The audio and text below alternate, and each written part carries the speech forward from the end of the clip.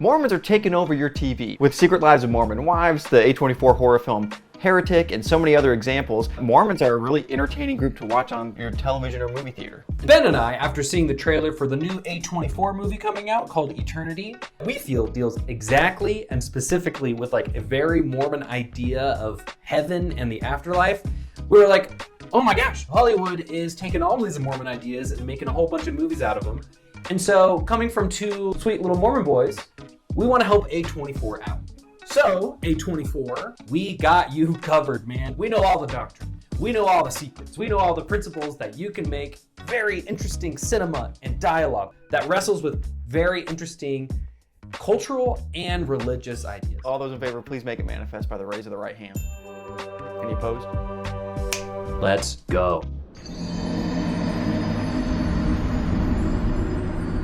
There's a book written by a BYU professor that I think is perfect for an A24 film adaptation. And it's not Brandon Sanderson, who's written a plethora of great fantasy books. It's actually a book called A Short Stay in Hell by Professor Stephen L. Peck. This book follows a devout Latter-day Saint man named Soren who dies and ends up going to hell because his religion wasn't true. At first, hell doesn't seem that bad of a place. It's this giant library of books filled with strings of random letters and phrases, and everything seems all hunky-dory until you find out the only way you can get out of this library and out of hell is if you find the book that completely encapsulates your life without any errors. So theoretically, with random strings of letters in a near infinite library, it would be there. There's people acting like dogs for like 100 years. There's falling sex. There's all sorts of stuff. And can you believe it was written by a BYU professor? When I read the book, there's definitely moments of, this is like a psychological thriller in some moments. But my biggest takeaway is it was more of a philosophical horror book where you grapple with what eternity would really, really feel like. And it is kind of terrifying.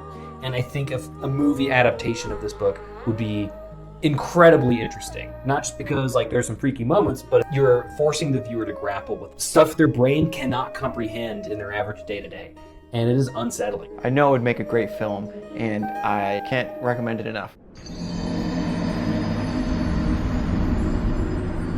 Fun fact, did you know that the very first Sherlock Holmes story that was written by Sir Arthur Conan Doyle was about Mormons in early Utah? If you didn't, I don't think a lot of people do. My pitch for A24 is, let's get another Sherlock Holmes movie going on, but let's base it in frontier America, settling Mormons in the Salt Lake Valley, and get some fun mystery and intrigue going on, There's a lot of interesting stuff going on in early church history, and you can delve into it in, I think what's pretty common is in pretty critical ways, but I think what would be really cool to see maybe Sherlock Holmes do is maybe find some icky people running around the church doing stuff in the name of the church, but you also interact with faithful, good people trying to do the right thing. And of course, it's Sherlock Holmes, right? You gotta have a good battle between good and evil, and there's someone. So there you go. Free movie, A24, make it. Mormons, you love it. A unique part of Mormon theology is that anybody has the opportunity to receive the gospel of Jesus Christ, whether in this life or the next. So whenever you see a Mormon temple around, they're actually doing work there to help people in the next life. It's nothing crazy. They're doing baptisms and getting sealed together as families. It's essentially trying to link everybody to Jesus Christ, and it's their choice in the end. And so that is called Baptisms for the Dead. But this movie is going to be called Baptisms for the Walking Dead. Elder Alan Johnson has just been called to serve a mission for the Church of Jesus Christ Latter-day Saints. The catch is he's been called to serve on a remote island that has no connection to the outside world. The only way he's going to be able to communicate with his family or any other people is by letter. And this is a unique experience. No other missionary has ever done this before. He goes to this island and serves 2 years valiantly. He learns great survival tactics. He becomes one with the people, and he's truly grown a testimony of the gospel of Jesus Christ. He's your typical Joe Schmo Mormon missionary. But he stops hearing from his family in the last few months of his mission.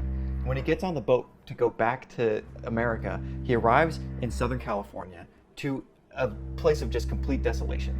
Turns out there's been a zombie apocalypse, and it's taken over the whole world except for the remote island he was in. Now he has to find his way from Southern California to Salt Lake City, where he's from. He ends up finding a group of survivors that reluctantly take him east on his way towards Salt Lake City. This group of people in particular really challenge his core belief system and make him question a lot of what he's grown up learning in his life. In the end, will he end up choosing his faith or apostatize? Together, this group of survivors and him face a lot of moral struggles and a lot of just faith struggles too. Imagine 2024's Conclave, but with a zombie apocalypse added to that. We explore the complexities of faith, religion, and in the end, will he stay true? Let's find out. This is called Baptisms for the Walking Dead. Boom, boom, boom.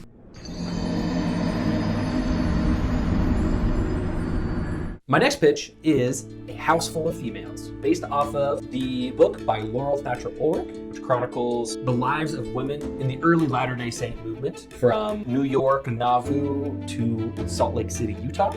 And it covers so much. Polygamy, as well as the women's suffrage movement and getting the right to vote. It's all wrapped up in there. And it is a fascinating read. My pitch is to take this book and you could make it maybe a Downton Abbey vibe movie, where it's kind of pleasant, but there's some drama in there. You follow a prominent family, and you get to see interesting moments in U.S. history as well as Mormon history, chronicling the building of the giant temple in Salt Lake City, the Civil War, racism during that time. What does a polygamy family in that time, in the late 1800s, look like? What does it feel like? Were they all bad and terrible? Were there some good moments? Like what? There's so much to explore in this idea. And I like the idea of using this book as its main touchstone because it is very well researched and it's very historical and very interesting. Good character to include would be one of Brigham Young's sons, who was famously a drag queen at the time.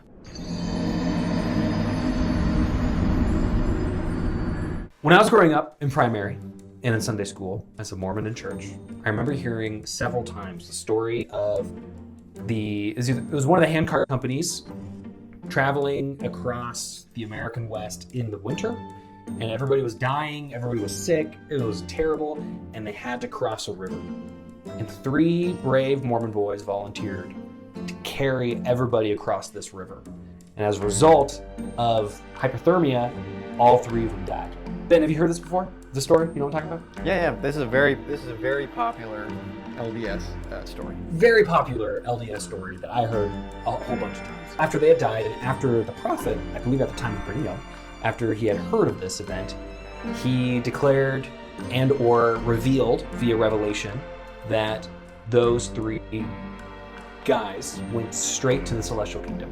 That act alone, in so many words, had guaranteed them a spot in heaven. As a kid, and pretty much my whole life, I was very, very worried about my salvation. I was very scared of sinning. It was not guaranteed that I was going to make it to heaven or to celestial glory in any sense of the word. And I was so worried all the time of doing bad things, of lying and sinning, because I didn't want to not make it there. And when I heard the story, I remember thinking to myself, man, if only something like that could happen to me, so that I could die in this horrible way, which would suck in the moment, but in the grand scheme of things, if I would have my celestial glory guaranteed through doing that, it's worth it. Any death is worth it. Doesn't matter how acute and how painful that death is. It is worth it if it guarantees you an eternity of salvation, right? I think an interesting idea that a movie writer could play with is, are there shortcuts to heaven?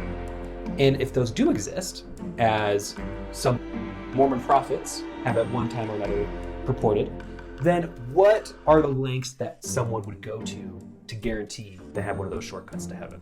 And it can be a bad person trying to get into heaven in spite of all of the stuff they've done, or it could be someone who's a very good person and they just want to get to heaven any way they can, right?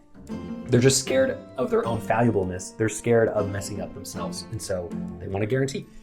It's worth noting, I have heard that it's possible that this story actually never happened, that it was embellished like crazy. If that's the case, oh well, I grew up with the story. If it is true, then this is still interesting stuff. So that's pretty much it. Scott and I have a lot of other ideas that we've discussed that stretch other mediums like video games and TV shows and blah, blah, blah. I hope you enjoyed this video. And anything else, Scott? If you are a Mormon and you have a good movie idea lurking around that has something to do with Mormonism and doctrine and the principles of that church, then leave a comment. Let us know what your ideas are. Let A24 know what your ideas are. And all these other movie making companies that want to cash in on Mormon stuff. There's so much to do. And if you see anybody stealing any of these ideas, reference this video. This is proof that we thought of these. Thanks for watching. We'll catch you later.